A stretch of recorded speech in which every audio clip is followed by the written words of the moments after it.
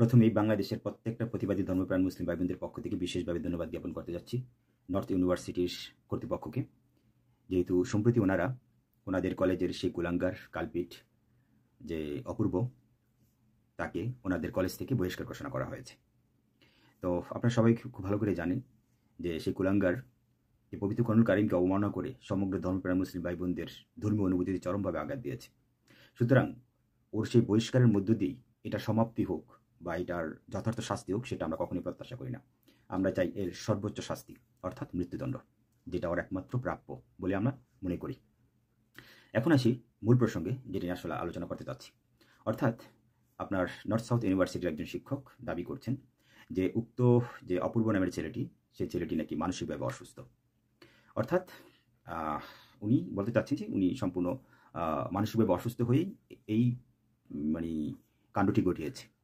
তো আমার জাস্ট এতটুকু প্রশ্ন ওই সকল ব্যক্তিদের কাছে যারা ওনাকে মানসিকভাবে অসুস্থ বলে স্বীকৃতি দিচ্ছেন, তাদের উদ্দেশ্যে আমি বলতে চাচ্ছি, উনি যদি মানসিকভাবে অসুস্থই হতো, তাহলে পবিত্র কোরআনুল কারীম ব্যতীত আরও অন্যান্য যে পবিত্র ধর্মগ্রন্থগুলো রয়েছে, যারা অন্যান্য ধর্মরা বিশ্বাস করে, যেমন হিন্দুদের বাইবেল রয়েছে, খ্রিস্টানদের বাইবেল রয়েছে, হিন্দুদের গীতা রয়েছে, বৌদ্ধদের ত্রিপিট রয়েছে, বা বিভিন্ন অন্যান্য যে ধর্মগ্রন্থগুলো রয়েছে, তো ওই সকল ধর্মগ্রন্থগুলোর উপর ওনার কোনো আক্রোশ সৃষ্টি হলো না, বিদ্বেষ সৃষ্টি হলো না, বা অবমাননার চিন্তা মন মানসিকতা তৈরি হলো না।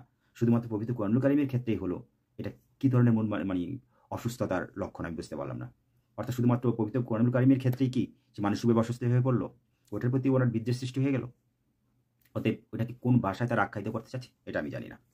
তারপরও আমি বিশেষভাবে অবশ্যই চাইব যে উক্ত ঘটনার পিছিয়ে উক্ত ব্যক্তি হোক বা যারাই হোক, যারা এটার সাথে সম্পৃক্ত রয়েছে, তাদের সকলের আমি শাস্তির দাবি জানাচ্ছি।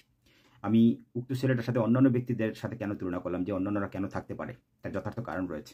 এবার আসি মূল প্রসঙ্গে। অর্থাৎ নর্থ ইউনিভার্সিটির একজন শিক্ষক অপূর্ব নামের সেই ছেলেটি সম্পর্কে যে তথ্য দিল, সেই তথ্য থেকে সুস্পষ্ট প্রমাণিত হবে, জানা যায় যে 2023 সালে এই ছেলেটি হিন্দু থেকে ধর্মান্তরিত হয়ে মুসলিম ধর্ম গ্রহণ করে। তার মা বেঁচে ছিল বা বেঁচে আছে, অর্থাৎ উনি হিন্দুই থেকে যায়। তো যাই হোক, পরবর্তীতে 2024 সালে উনি আবার প্রচণ্ড ড্রাগ এডিক্টেড হয়ে পড়ে, নেশাগ্রস্ত হয়ে পড়ে। তো সেই থেকে তারপর এই ড্রাগ এডিক্টেডের পরে ওনার ক্ষেত্রে যে চিকিৎসাগুলো করা হয়েছে খুব একটা ভালো ফলপ্রসূ হয়নি। এমনকি এও জানা যায় উনি যখন হিন্দু থেকে মুসলিম ধর্মগ্রহণ করে 2023 সালে, তখন উনি নামাজ পড়তো, কিংবা যদি কোনো ধর্মীয় মুসলিম ভাইয়েরা যদি কখনো টাকলু নিচে কাপড় পরতো, সেক্ষেত্রে সে প্রতিবাদ করতো বা এটা নিয়ে ধমক দিত, এরকম কিছু করতো আর কি। তো আমার প্রশ্ন হচ্ছে, যেহেতু হিন্দু থেকে সে মুসলিম ধর্মে ধর্মান্তরিত হয়েছে 2023 সালে এবং 2024 সালে এসে সে প্রচণ্ডভাবে ড্রাগ এডিক্টেড হয়েছে, এখন এই যে একটা ব্যক্তি যখন ড্রাগ এডিক্টেড হয়ে পড়ে, সেক্ষেত্রে সে মানসিকভাবে অসুস্থ হতেও পারে, অস্বাভাবিক কিছু না। ঠিক আছে, আমি কিন্তু একটা কথা বলে রাখতে চাচ্ছি, সেটা হচ্ছে যে আপনার অনেক সময় দেখবেন যে অনেক ঘটনার অন্তরালেও অনেক ঘটনা লুকায়িত থাকে। ঠিক আছে, অর্থাৎ থলের ভেতর কিছু গাপটি মেরে কিছু কুৎসিত কালো বিড়াল লুকিয়ে থাকে, যেটা আমরা হয়তো জানি না, অর্থাৎ উক্ত ঘটনার নাটের গুরু হিসেবে। অর্থাৎ আমি এটাই বলতে চাচ্ছি যে সম্প্রতি আপনারা খুব ভালো করে জানেন, এবারে যে দুর্গা পূজা হলো হিন্দুদের সবচেয়ে বড় পূজা, যেটা এখানে অত্যন্ত শান্তিপ্রিয়ভাবে এই পূজা সংগঠিত হয়েছে, আপনারা খুব ভালো করে জানেন।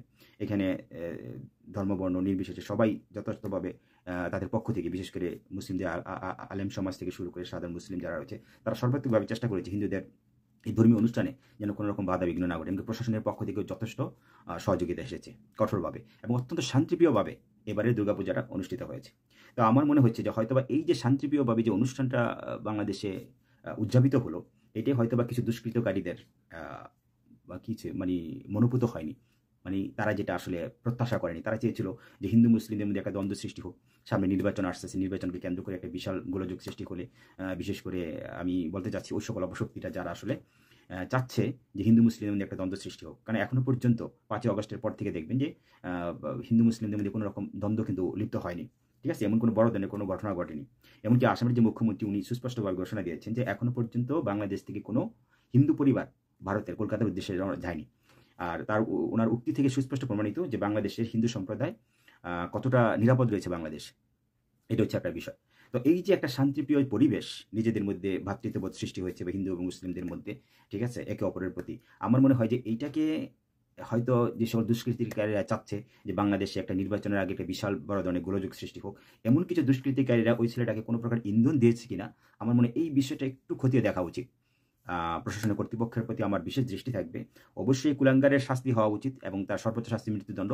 কিন্তু আমার কথা হচ্ছে এই কুলাঙ্গারের পাশাপাশি যারা এটাকে ইউজ করেছে, ওই সকল যদি কোনো ব্যক্তিও যদি এটার মধ্যে গাপ্পি মেরে লুকিয়ে থাকে থলের সেই কী বলবো কুৎসিত কালো বিড়ালগুলো, তাদেরকেও যেন আইনের আওতায় নিয়ে আসা হয়। তা না হলে সেই বিড়ালগুলো আবারও এরকম পেতে থাকবে, আবার এরকম হয়তো কোনো ব্যক্তিকে উদ্দেশ্য করবে, তাকে টার্গেট করে বা তাকে ইউজ করে হয়তো এই ধরনের কোনো অপকর্ম আবারও বাংলাদেশে ঘটাতে পারে। তো এর জন্য আমার মনে হয় এটার সুষ্ঠু তদন্ত হওয়া উচিত এবং এটার সাথে যারা যারা দোষী সাব্যস্ত রয়েছে তাদের প্রত্যেকে আইনের আওতায় আনা উচিত এবং তার সর্বোচ্চ শাস্তি দেওয়া উচিত বলে আমি মনে করি। সকলকে ধন্যবাদ। আসসালামু আলাইকুম রহমতুল্লাহি ওয়া বারাকাতুহু।